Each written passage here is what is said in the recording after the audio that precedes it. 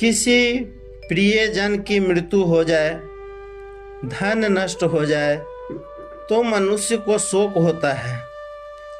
ऐसे ही भविष्य की लेकर चिंता होती है कि अगर स्त्री मर गई तो क्या होगा, पुत्र मर गया तो क्या होगा।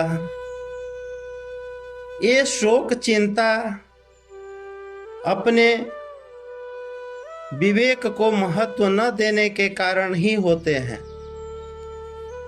संसार में परिवर्तन होना, परिस्थिति बदलना आवश्यक है।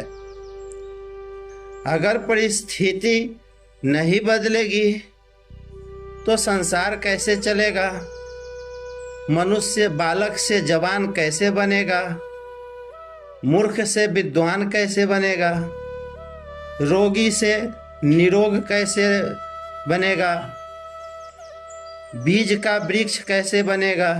परिवर्तन के बिना संसार स्थिर चित्र की तरह बन जाएगा।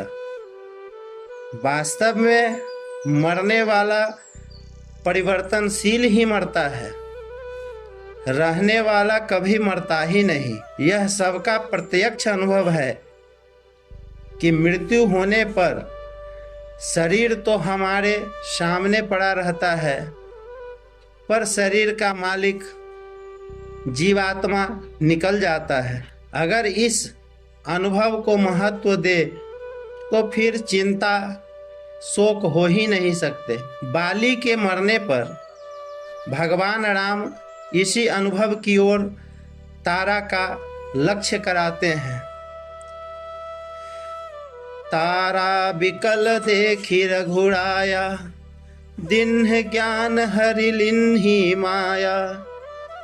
क्षिति जल पावक गगन समीरा, पंच रचित अति अधम शरीरा। प्रकट सो तनु तब आगे सेवा, जीव नित्य के ही लागी तुम रोवा। उपजा ज्ञान चरण तब लागी, लिन्हे सि परम भगति बर मांगी। तब तारा का अहम टूट जाता है और प्रभु राम से भक्ति मांग लेता है कि प्रभु अपने चरण की अनन्य भक्ति हमें प्रदान कीजिए। विचार करना चाहिए कि जब 84 लाख योनियों में कोई भी शरीर नहीं रहा तो फिर यह शरीर कैसे रहेगा। जब 84 लाख शरीर में मेरे नहीं रहे तो फिर यह शरीर मैं मेरा कैसे रहेगा। यह विवेक मनुष्य शरीर में हो सकता है, अन्य शरीर में नहीं। देखने सुनने और समझने में आने वाले जितने भी प्राणी शरीर आदि हैं, वे सब के सब जन्म से पहले अप्रकट थे, अर्थात दिखते नहीं थे।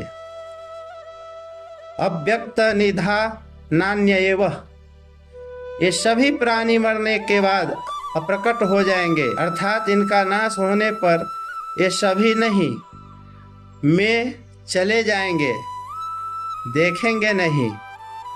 ये सभी प्राणी बीच में अर्थात जन्म के बाद और मृत्यु के पहले प्रकट दिखाई देते हैं। जैसे सोने से पहले भी स्वप्न नहीं था और जागने पर भी स्वप्न नहीं रहा, ऐसे ही इन प्राणियों के शरीर का पहले भी अभाव था और पीछे भी अभाव रहेगा, परंतु बीच में भाव रूप से दिखते हुए भी वास्तव में इसका प्रति क्षण अभाव हो रहा है।